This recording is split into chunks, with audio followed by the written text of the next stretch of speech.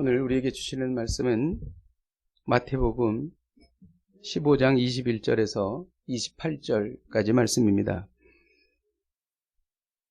자, 여러분이 교독해서 읽도록 하겠습니다.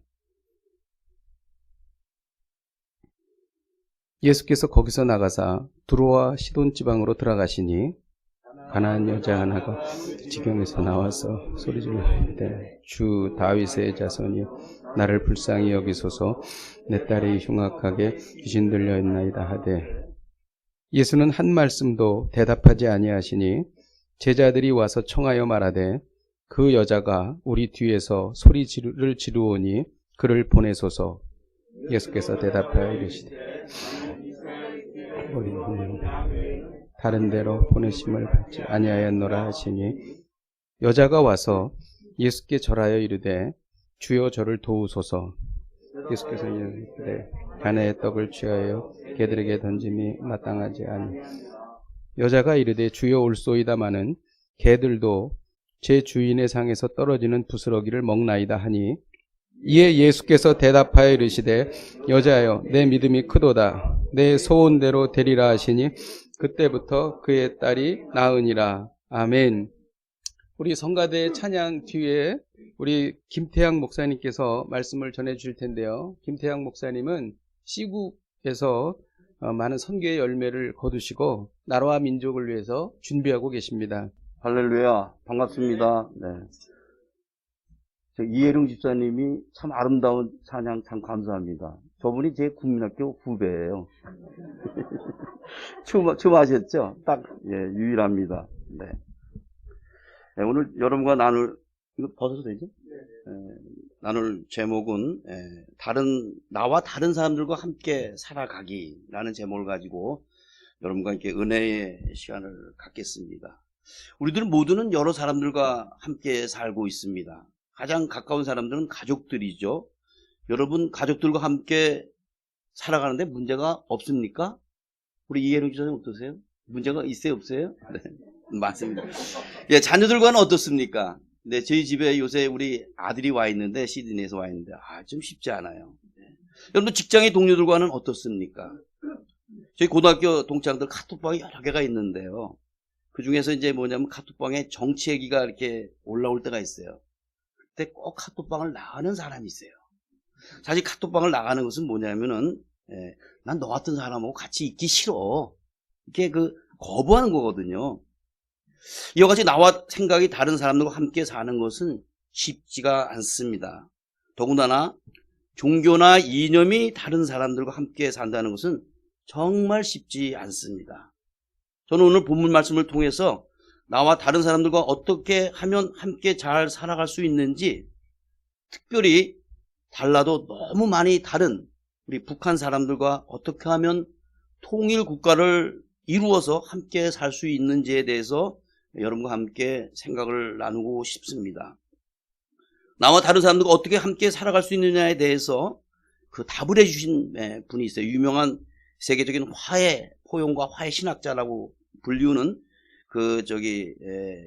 동유럽, 그러니까 유고슬라비아 연방의 크로아티아 공화국이라고 있죠. 축구 잘하는 나라입니다. 그 세계적으로 유명한 분이신데 밀로슬라브 볼프라는 그런 신학자가 있는데요. 그분이 제시하는 답이 이중적 보기, 영어로 더블 비전이라는 그 다음에 그런 단어인데요. 제가 사실 제목을 나와 다른 사람들과 함께 살기로 할까, 더블 비전으로 할까, 그 다음에 이중적 보기로 할까 계속 고민을 하다가 그래서 이제 제일 알아듣기 쉬운 말로 이렇게 했습니다. 즉 더블 비전이라는 말은 뭐냐면 우리말에 역지사지라는 말이 있지 않습니까? 그것과 이제 쉽게 거의 비슷한 얘기라고 생각하면 되는데 그것을 훨씬 뛰어넘는 그런 내용이다라는 겁니다. 즉 우리가 나와 다른 사람들의 어떻게 함께 살 수 있냐면 그 사람을 입장에 서서 한번 생각해 보라는 얘기입니다. 그럼 내 입장을 다시 보고 왔다 갔다 하면서 예수님의 마음을 가지고 상대방을 봤을 때 그 사람을 이해할 수 있다라는 거예요. 그런 내용입니다. 그래서 이제 좀 더 앞으로 더 말씀을 나누겠습니다만은 그래서 이제 뭐냐면 그 더블 비전을 해야만 다른 사람들과 살 수 있다라는 말입니다. 볼프는 어디서 태어났냐면 아까 크로아티아 공화국이라고 했죠. 그 유고슬라비아가 그 소련이 무너지자마자 유고슬라비아 공화국이 연방 공화국이 6개 나라로 쪼개집니다. 그다음부터 전쟁이 일어나요. 내전이 일어나는데 내전이 아니고 다른 나라가 돼버렸어요. 6개 나라로 쪼개져서 99년까지 전쟁을 하는데 56년생입니다. 그 나라에 태어나서 거기서 학교를 다니고 이제 그런 분인데 미국에 가서 그다음에 LA에서 이제 석사를 하고 박사학위는 독일 가서 이제 몰트만 교수 밑에서 박사학위를 합니다. 그러니까 이분의 책에 배자와 포유회라는 책을 여러분들 꼭 한번 읽어보시면 좋겠는데 거기 보게 되면은 이 자기가 자란 크로아티아 공화국, 그 다음에 거기서의 갈등, 그 다음에 LA에서의 그 흑인 폭동이 일어나서 그 갈등, 그 다음에 독일 동서과 서독이 갈라진 그 갈등을 다 보면서 어떻게 하면 이 갈등을 해결할 수 있을까라고 이제 그 볼트바 교수 밑에서 그 박사학위를 쓰면서 이분이 만들어낸 신학이 포용신학이고 화해신학이고 그 도구는 뭐냐면 이중적 복이다. 더블 비전이다라는 겁니다. 그래서 오늘 그 얘기를 여러분과 함께 나누고 싶습니다. 제가 오늘 왜 이 본문을 선택했냐면은 이 이제 볼프가 이제 자기 책에서 배자 포용한 책에서 이중적 복이를 말하면서 가장 이중적 복이의 그 아주 뭐랄까 모델이 되시는 분이 예수님이고 이 바로 이제 이 본문을 인용했기 때문에 제가 이 본문을 가지고 여러분과 말씀을 나누고 있는 겁니다. 아마도 오늘 본문 말씀은 우리 모두가 다 잘 알고 여러 번 목사님들을 통해서 설교 말씀을 들은 내용이에요. 보통 이제 두 가지 메시지를 얘기를 합니다.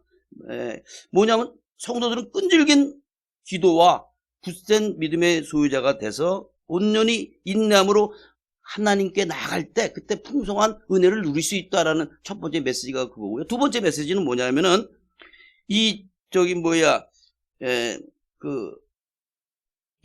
이방인 여인의 수로보리의 여인의 그 겸손함. 그러니까 예수님이 뭐라니까 나는 걔한테 떡을 줄 수 없다. 그랬더니 난 부스러기라도 먹겠습니다. 그 겸손함을 가지고 끝까지 나아간다. 그래서 우리 성도들은 주님한테 나갈 때 주여 주여 하면서 겸손함을 나가면은 우리는 그 하나님의 은혜를 받을 수 있다. 그런 믿음의 소유자가 되라. 보통 이런 두 가지 메시지가 담겨져 있습니다.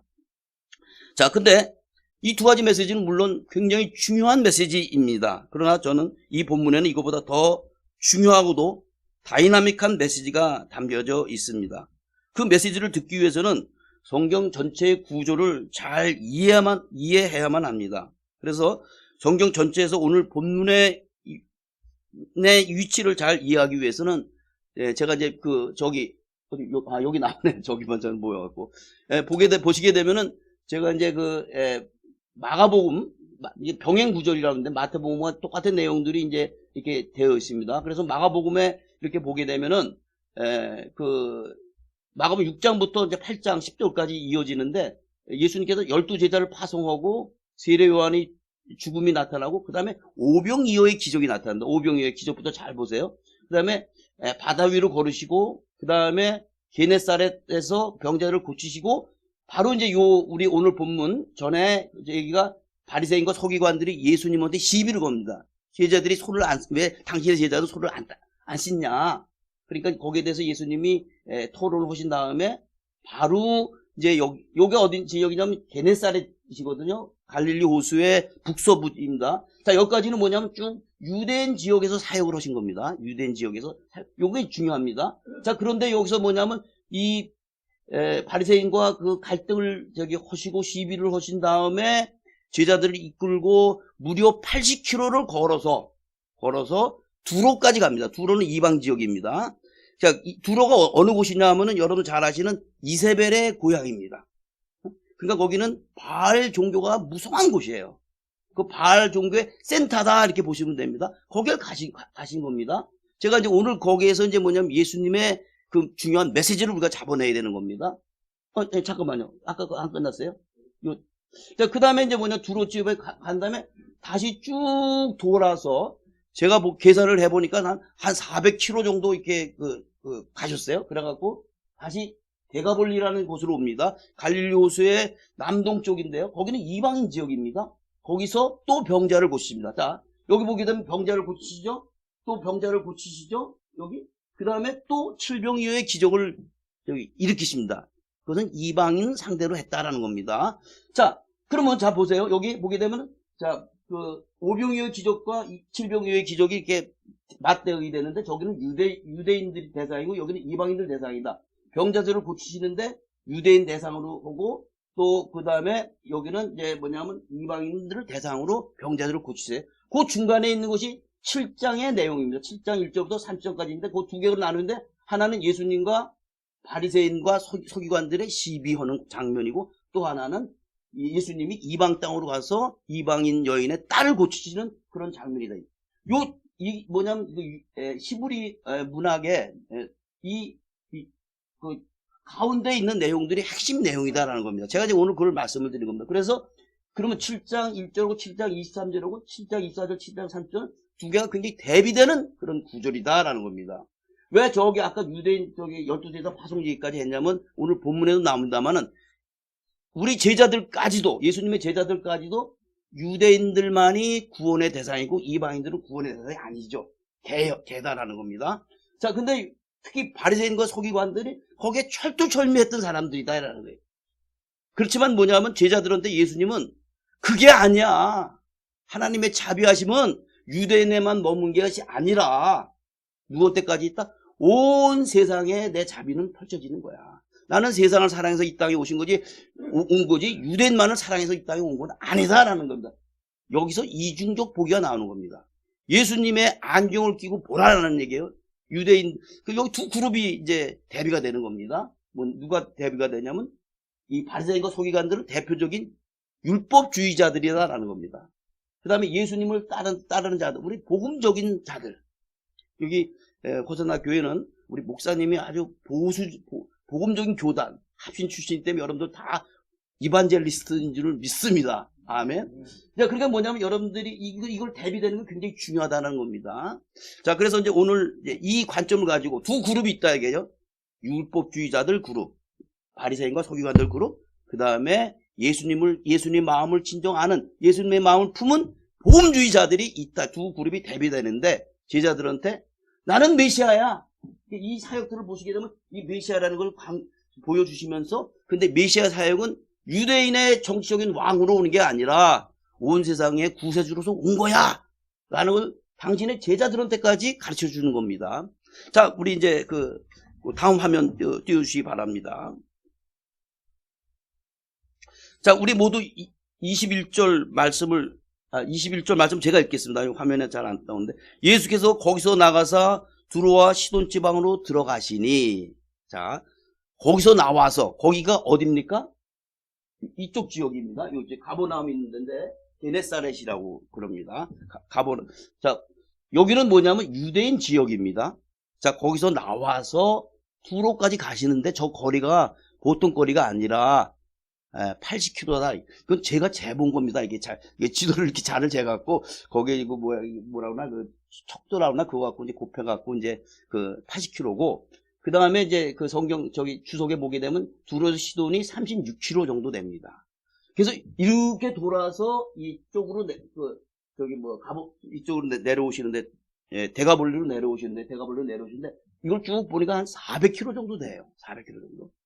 그러니까 하루에 50km씩 걸어가셨다 손 치더라도 며칠 걸리죠? 8일. 일주일 출장을 가신 거예요. 자, 그것도 12명의 제자를 이끌고. 자, 예수님이 왜 그렇게 가셨을까? 이것이 포인트다라는 겁니다. 제가 주석을 보니까 뭐라고 되어 있냐면 그 유대인들의 그 핍박을 피해서 그것을 갔다. 도망가처럼 이렇게 되는데 아니다라는 거예요. 그렇게 해석해서 안 된다라는 겁니다. 이것은 제가 발견해낸 게 아니라 미국의 이제 저기 텍사스주의 유명한 그 베프티스트 세미너리가 있습니다. 서든 베프티스트 세미너리라는 달라신학대 그런 교수들이 있는데 그분들이 성경 신학을 열심히 하는 분들인데 그분들이 발견한 내용이다라는 거예요. 예수님은 고의적으로 여기를 가셨다라는 겁니다. 하나님이시니까 거기에 그런 믿음이 좋은 그 이방 여인이 있는 걸 다 아시고 여기서 저기 유대인 지역을 떠나서 글로 가셔서 뭔가 보여주기 위한 거다. 그래서 제가 아까 이제 그거를 성경 7장, 8장 순서로 보여드린 이유는 그래서 여러분들 그 다음에 그 마태복음 16장에 가면 이제 보고가 되면 그 베드로 사도가 주는 그리스도를 살아계신 하나님의 아들이십니다라는 그런 고백이 나오는 거예요. 이게 쭉 이게 이어집니다. 그런 전체적인 복음서의 맥락을 이해하시면 좋겠습니다. 자, 여기서 자, 밀로슬라브 볼프가 뭐냐면 예수님의 뭐예요? 예수님의 이중적 복이 더블 비전을 가르쳐주기 위한 거다라는 겁니다. 자, 그러니까 우리의 생각은 고정되어 있다라는 거예요. 특히 이제 그 율법주의자의 생각은 아주 그 모세 율법에 딱 고정되어 있어요. 그래서 그들이 나오는 것은 뭐냐면 남을 행동하는 거예요. 이해롱 집사는 왜 저렇게 행동을 하지? 황보안 집사는 왜 저렇게 행동을 하지? 그렇게 그러니까 비판거리만 보는 거예요. 내 아내는 왜 이러지? 우리 아들은 왜 이러지? 저 김 과장은 왜 그러지? 우리 대통령은 왜 저러지?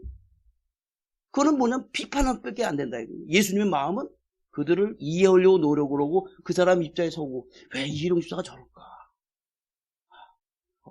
아내는 저기 뭐 광주에 있고 혼자 있어서 그런가? 이렇게 그렇다면 이해가 된다라는 겁니다. 그리고 이제 그 그런 이제 그것이 더블 비전이다라는 거고 그것을 예수님께서 제자들에게 보여주기 위함이다라는 것입니다. 자,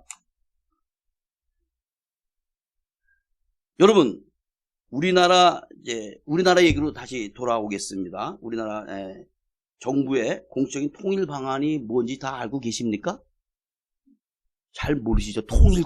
우리의 소원은 통일하면 다 눈물 흘리시면서 통일 방안이 뭔지 모르세요? 민족 공동체 통일 방안입니다. 이 통일 방안은 굉장히 좋아요. 제가 이제 지금 기독교 통일 지도자학과 우리 숭실대학교에서 지금 2년 동안 공부를 했는데 이번 학기에 다 코스웍을 마쳤습니다. 근데 첫 번째 단계가 화해와 협력 단계, 두 번째가 남북 연합 단계, 그 다음에 세 번째가 그 다음에 통일국가 완성 단계로 가야 된다는 겁니다. 여기서 중요한 단어가 민족이라는 단어입니다. 민족 공동체 통일 방안이니까 민족끼리 울고 막 그러잖아요. 여러분들 민족이라는 단어의 의미를 한번 생각해 봤으면 좋겠습니다.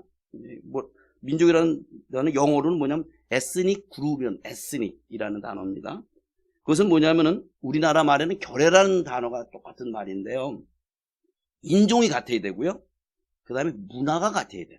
그 다음에 언어가 같아야 되고, 그 다음에 역사 종교와 같은 어떤 공통된 전통이 있어야 된다는 겁니다. 그것이 민족이다라는 겁니다. 자, 그렇게 그런 어떤 똑같은 정체성을 아이덴티티를 가지고 있는 인간 집단을 민족이다라고 한다라는 겁니다. 그럼 여러분께 질문을 드려보겠습니다. 남한과 북한은 같은 민족입니까? 아닙니까? 이 단어의 정의에 비춰볼 때 남한과 북한은 같은 민족입니까? 아닙니까? 네? 네? 우리 장로님이신 것 같아요. 자, 지금 이 단어에 장로님이 이제 같은 민족이라는데 이 단어의 뜻을 보면은 같은 민족이 아니라는 겁니다.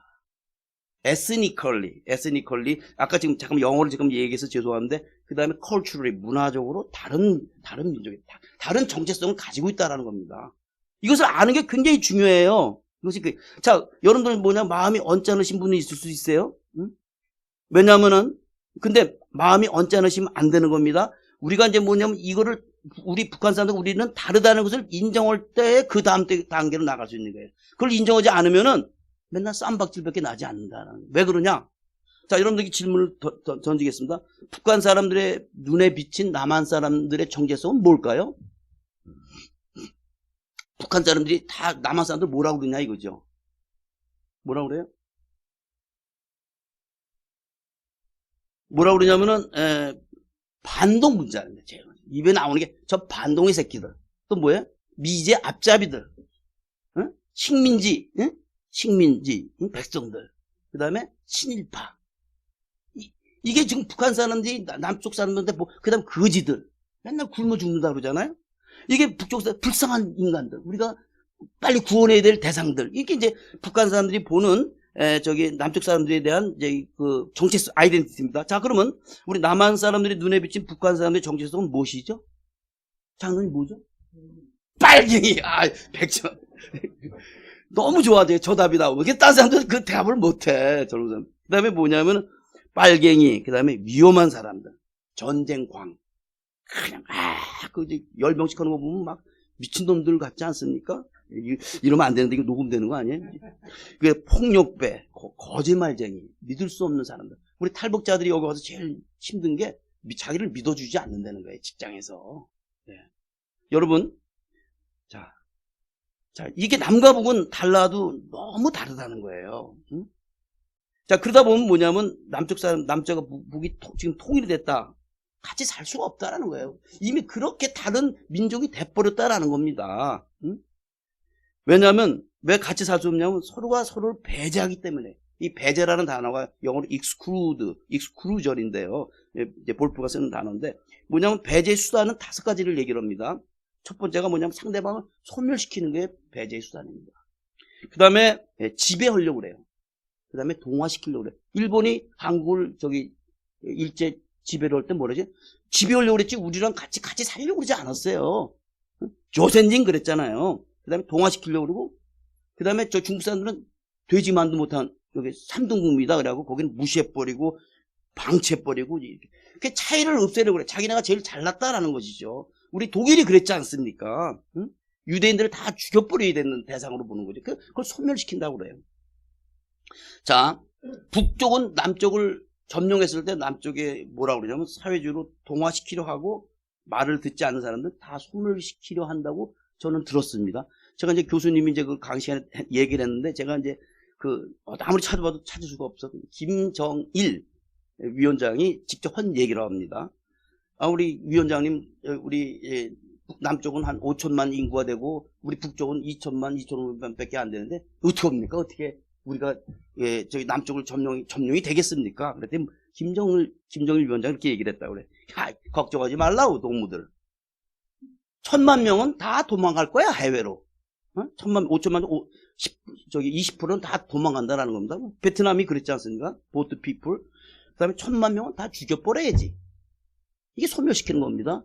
아마 여기 있는 사람들 많이 대상인자가 될 수가 있어요. 그 다음에 뭐냐면, 나머지 그러면 남는 게 뭐예요? 3천만 밖에 없잖아요. 그 중에 우리랑 같은 생각을 갖고 있는 자들이 한 500만은 있을 거라. 그러니까 뭐냐면 다 비슷비슷하니까 문제 없어. 걔네들은 동화될 거야, 우리한테. 이렇게 얘기를 했다고 합니다.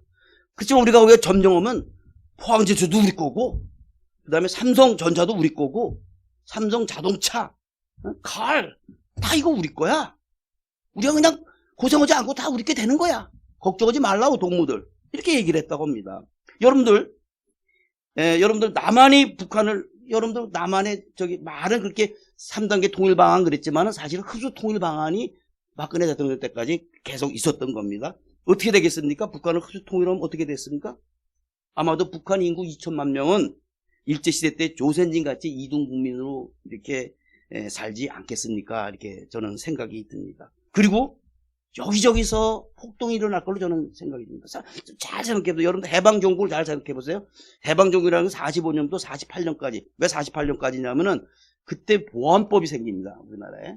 4.3 여순 반란 사건 다음에 보안법이 생기는 바람에 그다음부터는 이제 공산주의자들이 이제 활동을 잘 못했는데 그때까지 일어난 일이 뭐냐면 암살이 많았어요. 대표적인 인물이 여운형, 장덕수, 김구 이런 분들이 다 암살을 당했습니다. 제주 항쟁, 그 다음에 여순 반란 사건들 이런 어려움들이 또 통일됐을 때 지금 같은 민족끼리 통일됐을 때 나타날 수 있는 게 1,000만 명이 도망가거나 1,000만 명이 살해서 죽거나 아니면은 이등국민 되거나 여기서 폭동이 일어나는 사태가 일어날 거라는 얘기입니다. 왜냐?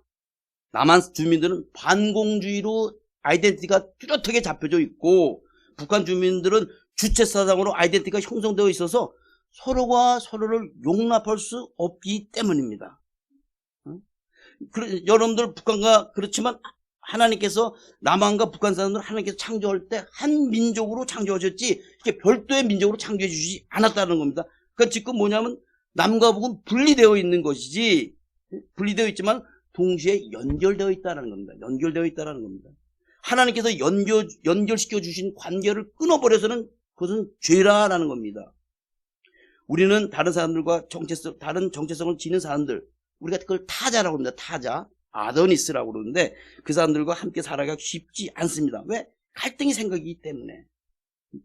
그렇지만 하나님께서 우리들이 그 서로를 포용하면서 받아들이면서 한 공동체를 이루면서 살기를 바란다는 것입니다. 제가 몇 년이 됐는지 모르겠는데 한 거의 이제 10년은 다 되는 것 같아요. 제가 시드니에 살 때 그 YM의 오대원 목사님이라고 유명한 분이 계십니다.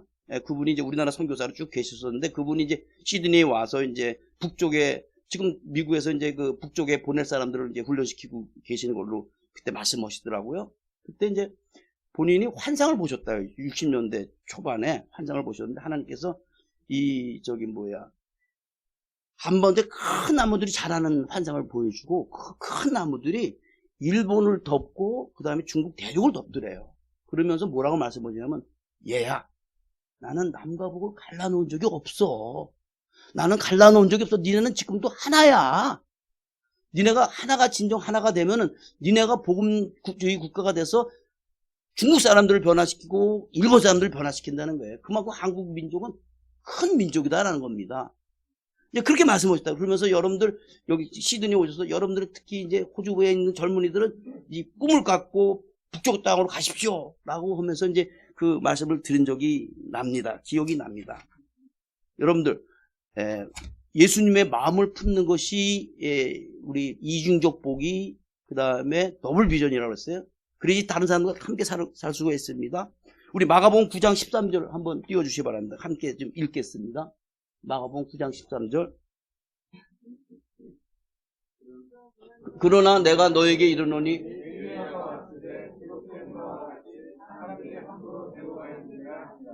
이게 잘못됐네요. 나는 의인을 부르러 온 것이 아니요 죄인을 부르러 왔노라 이 말씀입니다. 나는 의인을 부르러 온 것이 아니라 죄인을 부르러 왔노라 이 말씀인데요. 예수님은 의인 자체이시지만은 그분은 의인을 찾으러 온 것이 아니고 죄인을 찾으러 오셨습니다. 자신의 정체성과 전혀 다른 정체성을 가지고 있는 그래서 사람들을 찾으러 오신 것입니다. 그분은 죄인들과 함께 식탁에 초대하셔서 공동체를 만드셨습니다. 세상의 원리는 우리가 살고 있는 세상의 원리는 그 헬레니즘 정신이에요. 헬레니즘 철학부터 온 것들인데 그것은 닮음의 원리입니다. 닮음. 그러니까 끼리끼리 노는 겁니다. 같은 사람들 아닌 사람들 배제해버린 겁니다. 왕따시키는 겁니다. 그렇지만 예수님의 정신은 뭐냐면 다름의 원리입니다. 닮음의 원리, 다름의 원리. 그래서 뭐냐면 다른 사람들, 나와 다른 사람들과 함께 만들어가는 공동체. 영어로 얘기하면 Unity in Diversity. 다양성 안에서의 연합을 이루는 그 정신이 예수님의 정신이라는 것입니다. 우리는 그런 공동체를 만들어야 됩니다. 저희 학교에 주임 교수가 하춘혁 교수라는 분이 계시는데 이거 좀 띄워주시기 바랍니다. 하춘혁 교수라는 분이 계시는데 그분은 이제 영락교 부교육자 부목사님이었다. 북한 선교를 담당하신 분이었다가 영국 와서 박사가 돼갖고 그 다음에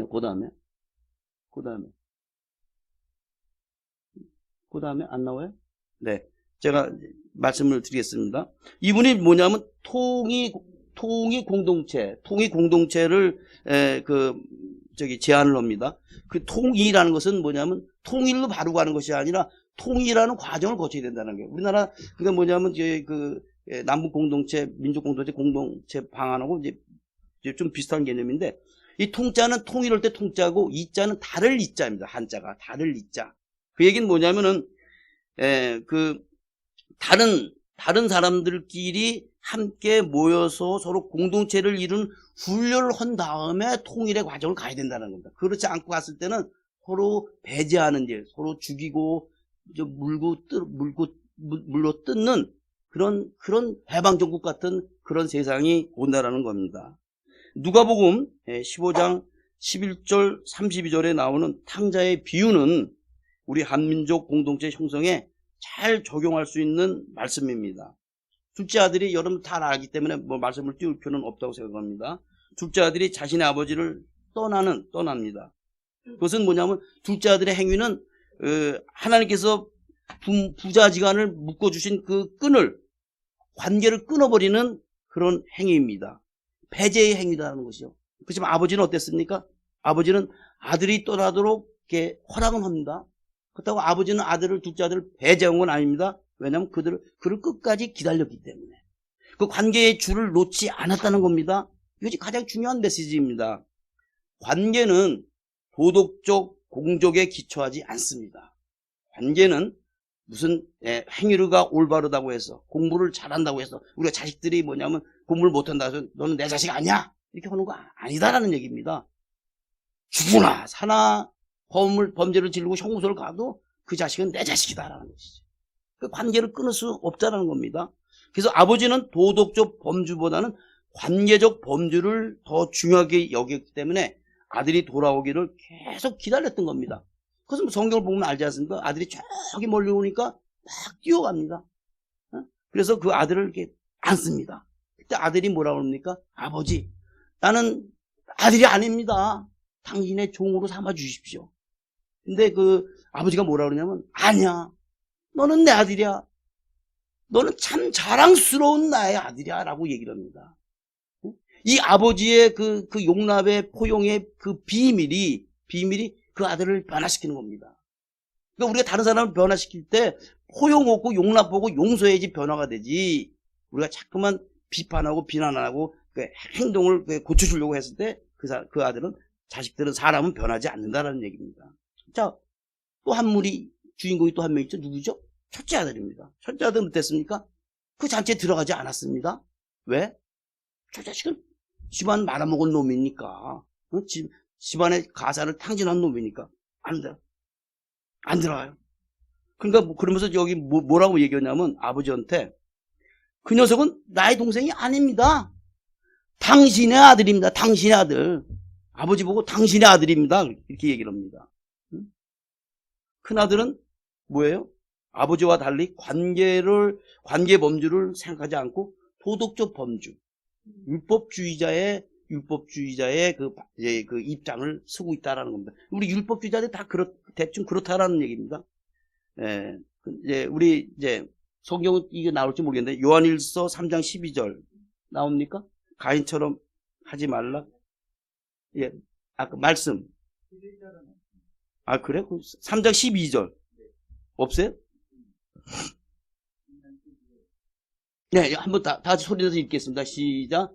가인처럼 같이 하지 말라. 그는 악한 자에게 속하여 그 아우를 죽였으니 어떤 이유로 죽였느냐? 자기의 행위는 악하고 그의 아우의 행위는 의로움이라. 자, 첫째 아들이 뭐 잘못한 거 없어요. 우리가 도덕적으로 문제가 없는 아들이에요. 근데 뭐냐면 가인의 반열에 들어선 자다라는 거예요. 우리가 북한의 백성들을 받아들이지 않고 용서하지 빨갱이 하면은 그 자들은 가인의 반열에 서는 자들이다라는 거예요. 자, 우리 그 다음 성경 구절 15절 16절 띄워주시기 바랍니다. 자, 다 같이 읽겠습니다. 시작.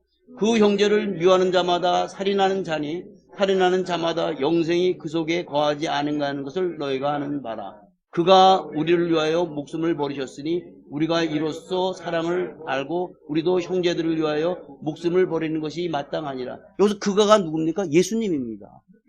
예수님이 십자가에서 원수들까지도 다 포용하시고 그 원수들을 대신해서 십자가에 못 박혀 돌아가신 것처럼 우리들도 북한 백성들을 그렇게 품어야 된다는 겁니다. 예수님처럼. 우리 다른 사람들, 나와 함께 같은 직장에서 같은 교회에서 왼수같이 지낸 사람들도 이렇게 품으라는 겁니다. 안 품으면 뭐다? 가인의 반열에 들어서는 거다라고 예수님께서는 이렇게 강하게 하나님께서 우리에게 말씀하십니다. 자, 우리는 북한을 탕자라고 볼 때에 우리 남한에 있는 그리스도인들은 대충 두 그룹으로 나눌 수가 있습니다. 아들이 떠나도록 허락하고도 그들 사이의 관계를 놓아버리지 않는 그 아버지 같은 그룹이 있습니다. 또 다른 그룹은 큰아들 같은 그룹이 있어요. 동생을 받아들이지 않고 배제하는 그런 그룹이 있다는 것입니다. 아버지의 모습은 우리들에게 남한과 북한의 관계를 끊임없이 소중하게 여기라는 그 메시지를 우리에게 던져줍니다. 그리고 북한이 돌아올 때, 아들이 그 탕자가 돌아올 때 언제라도 그들을 반갑게 맞이하고 그때 가서 이 빨갱이 새끼들 그러지 말고 나의 형제, 나의 자매요. 이렇게 우리가 안아주고 칭찬해주고 이름을 다시 불러주자. 니네들은 참 가난한 사람들을 많이 생각하는 참 그런 착한 마음을 갖고 있구나. 대충 이제 좌쪽에 생각하는 사람들이 사실 그 가난한 사람들, 불쌍한 사람들 많이 생각해서 이제 그런 사람들이 많이 있어요. 네. 그렇게 얘기해주고, 그 다음에 이제 뭐냐면 재창조해줘요. 예수님께서는 막달라 마리아를 재창조했습니다. 삭개오를 재창조했습니다. 또 마태를 재창조했습니다. 그랬듯이 우리 북한을 새 나라로 만들어줘야 된다는 겁니다. 우리 트럼프 대통령, 뭐 여기 마땅치 않게 생각하시는 분들도 있지만, 어쨌든 간에 김정은 위원장을 싱가포르를 불러서 그런 거냐. 니네 나라는 싱가포르까지 될 수가 있어. 여러분들 그걸 믿으시면 우리 북한은 싱가포르처럼 될 수가 있습니다. 왜냐하면 거기가 굉장히 지정학적으로 굉장히 중요한 땅이거든요. 남북관계만 좋아지면은요, 굉장히 거기는 굉장히 정말 동부아시아 경제권의 허브가 될 수 있는 그런 기가 막힌 그 땅입니다. 저는 그 꿈을 꿔요. 남북이 하나가 됐을 때. 우리나라가 세계 5위가 된다고 그러지 않습니까? 경제력이라든가 모든 면에서. 그냥 하는 거 아니에요. 그냥 과학적인 데이터의 근거에 의해서 되는 겁니다. 근데 우리가 뭐냐면 그들을 포용하고 받아들이고 함께 사는 공동체를 만들어야 되는데 중요한 것이 뭐다? 우리의 바라보는 안경을 다시 끼라라는 겁니다. 바리새인들의 안경을 끼지 말고 누구의 안경을 껴라? 예수님의 안경을 껴라는 것이 오늘 말씀을 통해서 우리가 듣는 하나님의 음성입니다. 우리가 그 도덕적 범주, 그동안에 잘못한 거 북한이 어쩌고 저쩌고 잘못한 거 다 따지지 말고 왜 저게 6.25 전쟁을 일으켰을까? 왜 그 북쪽 사람들 볼 때는 우리 남쪽에 친일파들을 얼마나 뵈기 싫었을까? 지주들이 얼마나 뵈기 싫었을까? 이제 그런 그쪽 사람들의 마음을 이해해 보라는 얘기. 쉽지 않습니다.